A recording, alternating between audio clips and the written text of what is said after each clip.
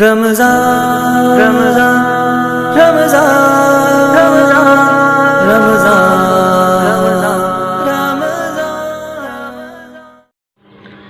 السلام علیکم ورحمۃ اللہ وبرکاتہ۔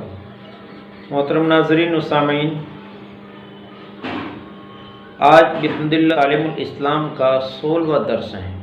وضو کے مسائل مکمل کرنے کے بعد غسل کے باقی مسائل اب ہمارے سامنے ہیں۔ غسل کا طریقہ، غسل کے فرائض ہم پہلے حصے میں پڑھ چکے ہیں۔ بسم اللہ الرحمن الرحیم، غسل کے باقی مسائل۔ سوال: غسل کی کتنی قسمیں ہیں؟ جواب: 3 قسمیں ہیں، فرض، سنت، مستحب۔ سوال: غسل فرض کتنے ہیں؟ جواب: 6 ہیں، اور ان کا بیان تعلیم الاسلام کی کسی اگلے حصے میں آئے گا، یعنی آگے چل کے اس کا تفصیلی بیان آئے گا۔ سوال: غسل سنت کتنے ہیں اور کون کون سے ہیں؟ جواب: 4 ہیں، اور وہ چاروں یہ ہیں: جمعہ کی نماز کے لیے غسل کرنا، یعنی سنت غسل کرنا سنت کب ہے؟ جمعہ کی نماز کے لیے غسل کرنا، دونوں عیدوں کی نماز کے لیے غسل کرنا، نمبر 3 حج کا احرام باندھنے سے پہلے غسل کرنا، اور نمبر 4 عرفات میں وقوف کرنے کے لیے غسل کرنا۔ یہ 4 موقعوں پر غسل کرنا سنت ہے۔ سوال: غسل مستحب کتنے ہیں اور کون کون سے ہیں؟ جواب: غسل مستحب بہت ہیں، جن میں سے چند غسل یہ ہیں: شعبان کے مہینے کی 15ویں رات میں، جسے شب برات کہتے ہیں، غسل کرنا، عرفہ کی رات میں غسل کرنا، یعنی ذی الحجہ کی 8ویں تاریخ کی شام کے بعد آنے والی رات میں، سورج گرہن، چاند گرہن کی نماز کے لیے غسل کرنا، نماز استسقاء کے لیے، یعنی بارش کی طلب کے لیے جو نماز پڑھی جاتی ہے، غسل کرنا، مکہ معظمہ یا مدینہ منورہ میں داخل ہونے کے لیے غسل کرنا، میت کو غسل دینے کے بعد غسل دینے والے کا غسل کر لینا، کافر کا اسلام لانے کے بعد غسل کرنا، یہ تمام کا تمام غسل کرنا مستحب ہے۔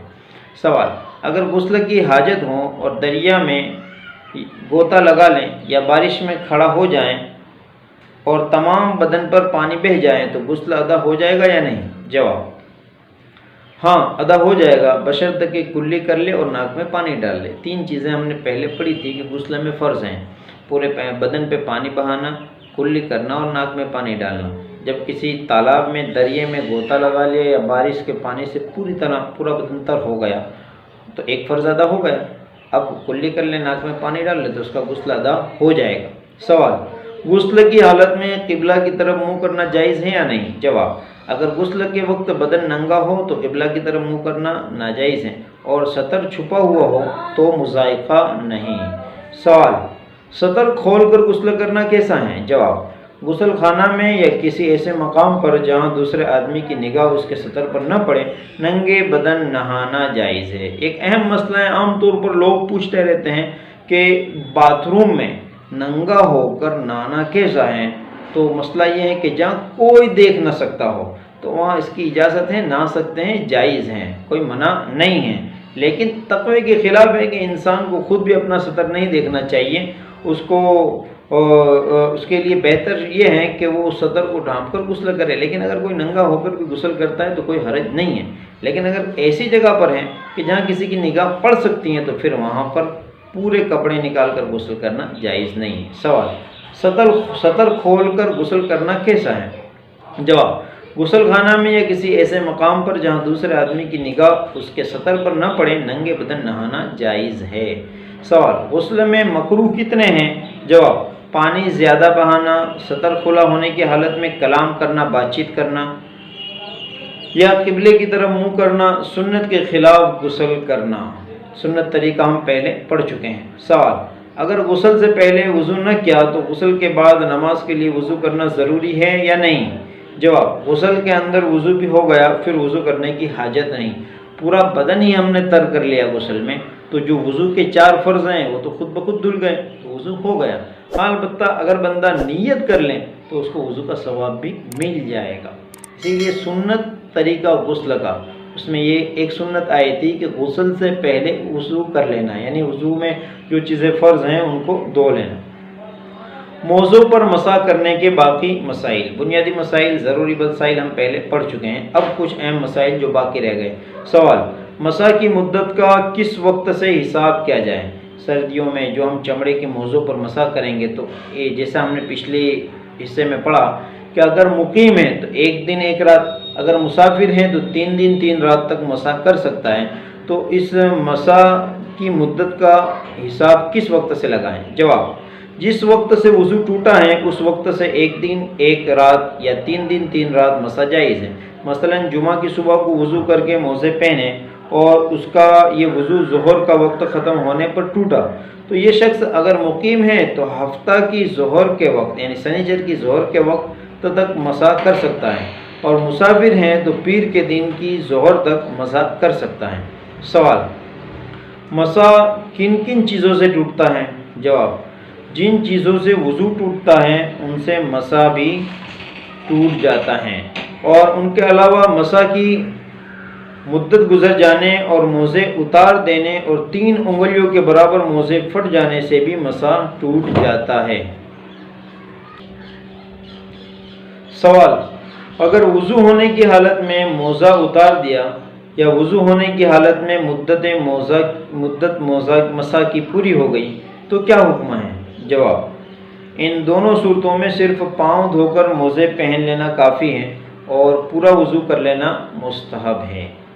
سوال: اگر مسافر نے موزوں پر مسح کرنا شروع کیا اور 1 دن 1 رات کے بعد گھر آ گیا تو کیا کریں؟ یعنی اس کی مدت تو 3 دن 3 رات ہے، اب اس سے پہلے ہی آ گیا تو کیا کریں؟ جواب: موزے اتار دیں اور نئے سرے سے مسح کرنا شروع کر دیں۔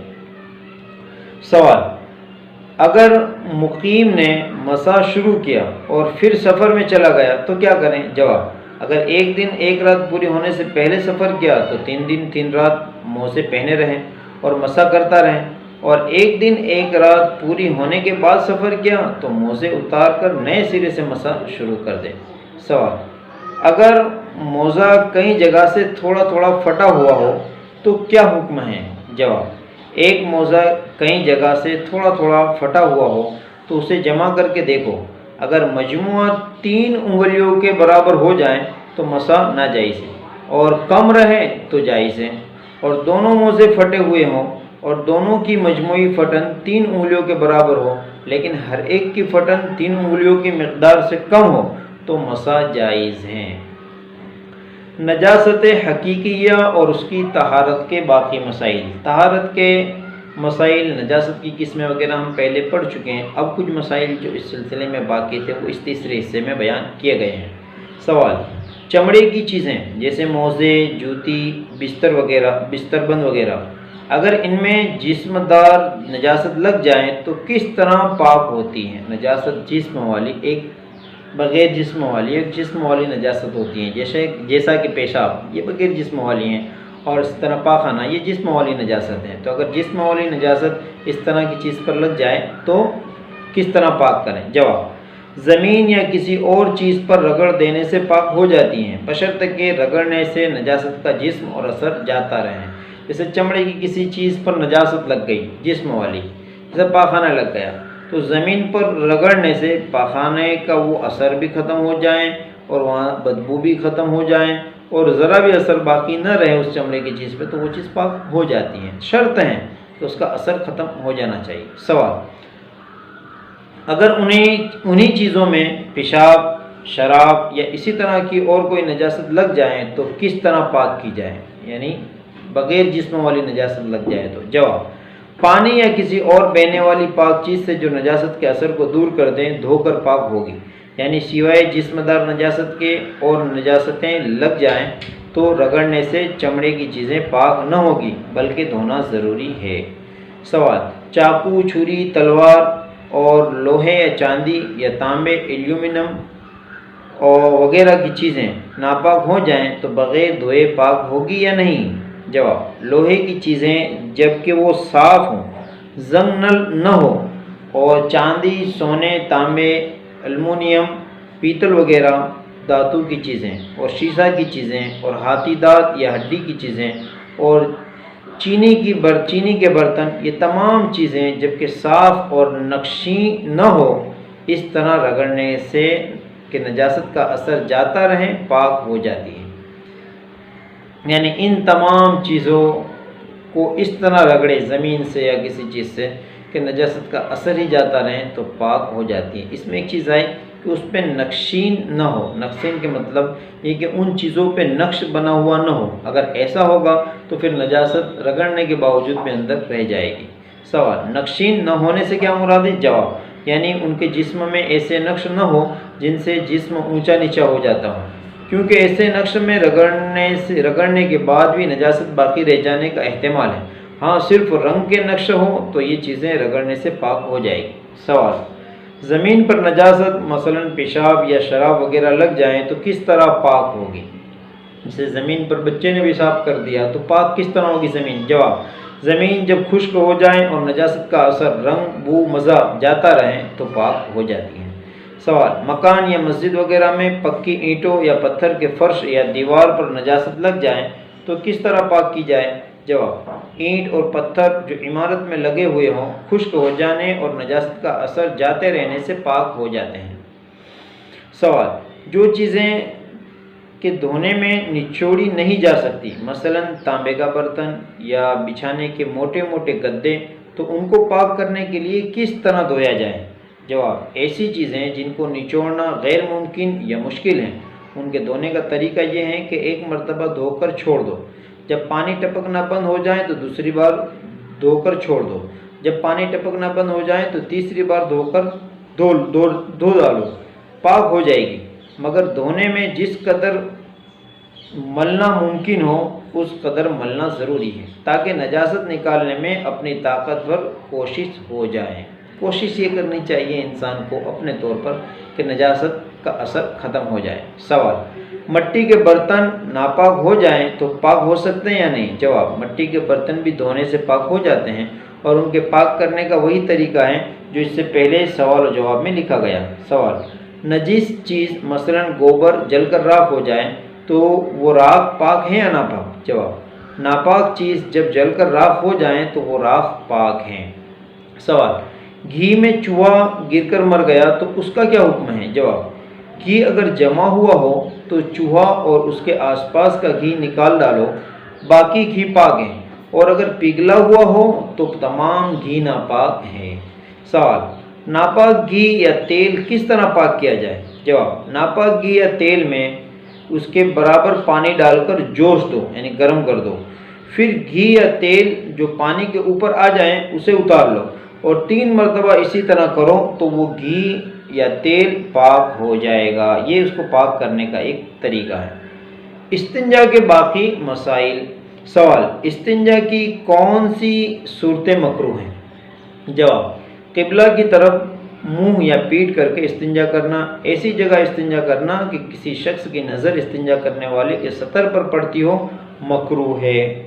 سوال، پائخانہ پیشاب کرنے کی حالت میں کیا کیا باتیں مکروہ ہیں؟ جواب، قبلہ کی طرف منہ یا پیٹ کر کے پائخانہ پیشاب کرنا، کھڑے ہو کر پیشاب کرنا، تالاب یا نہر یا کنویں کے اندر یا ان کے کنارے پر پائخانہ پیشاب کرنا، مسجد کی دیوار کے پاس یا قبرستان میں پائخانہ پیشاب کرنا، چوہے کے بل یا کسی سوراخ میں پیشاب کرنا، پیشاب پائخانہ کرتے وقت باتیں کرنا، نیچی طرف بیٹھ کر اونچی جگہ پیشاب کرنا، آدمیوں کے بیٹھنے یا راستہ چلنے کی جگہ پائخانہ پیشاب کرنا، وضو یا غسل کرنے کی جگہ میں پیشاب یا پائخانہ کرنا، یہ تمام باتیں مکروہ ہیں۔